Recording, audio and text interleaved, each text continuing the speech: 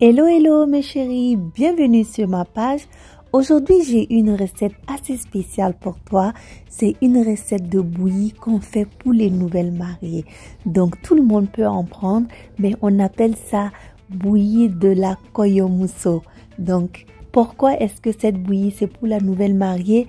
C'est à cause des ingrédients qu'elle comporte, à cause de ce qu'on utilise pour rendre cette bouillie agréable à boire et les bienfaits que ça va t'apporter. Donc sans plus tarder, on va commencer par la préparation de la bouillie. Donc ici, je vais utiliser du petit mil, mais vous pouvez aussi utiliser le riz si vous n'avez pas de petit mil. Du coup, ce que j'ai fait, c'est que j'ai bien lavé le mil parce que ça peut comporter des petits cailloux souvent. Donc, prenez le temps de vraiment bien laver. Et ensuite, je vais écraser ça pendant 1 minute pour enlever un peu le son du mil. Donc, voilà ce que ça va donner. Alors ici, l'objectif, ce n'est pas vraiment d'écraser le mil pour obtenir une poudre, mais c'est juste d'enlever un peu le son et on va bien laver. Vous allez voir, la couleur change un peu, donc c'est à cause du son du mil, ce qui n'est pas mauvais. Donc, je vais bien laver et bon, on va passer à la préparation. Alors, ce que je vais faire maintenant, c'est que je vais mettre de l'eau dans une casserole. Il faut mettre assez d'eau parce que le mil va cuire pendant un long bout de temps.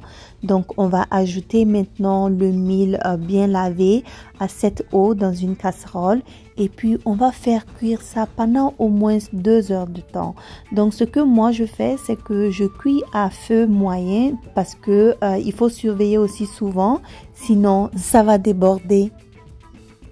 Pendant que la bouillie est en train de cuire tranquillement, je vais éplucher un petit bout de gingembre et que je vais écraser. Donc c'est environ comme 3 cm de gingembre.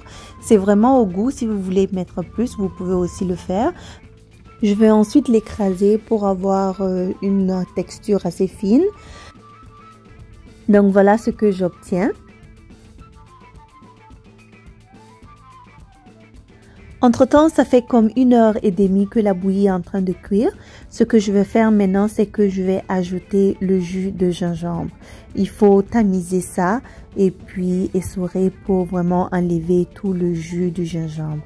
Ensuite, ce qu'on va faire, c'est qu'on va passer à nos ingrédients qui vont apporter les bienfaits à cette bouillie. Je vais utiliser 2 ingrédients qui vont vraiment apporter les bienfaits à cette bouillie. Ça va être le fruit à 4 côtés et puis les branches de vétiver.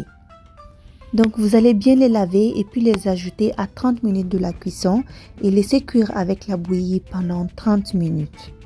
Alors mes chéris, voilà, la bouillie est enfin prête. Donc je vais te parler des bienfaits de cette bouillie.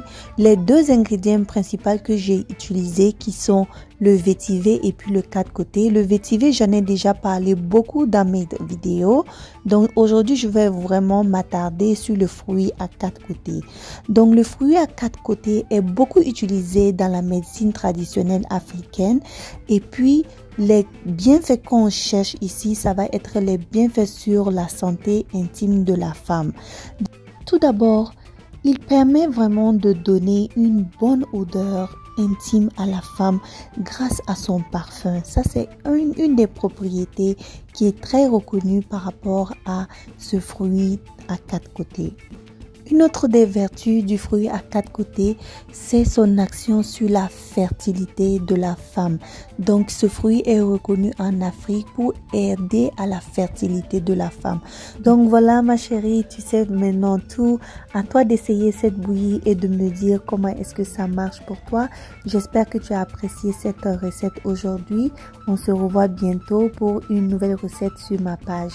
D'ici là, prenez bien soin de vous et puis à très bientôt. Bye bye.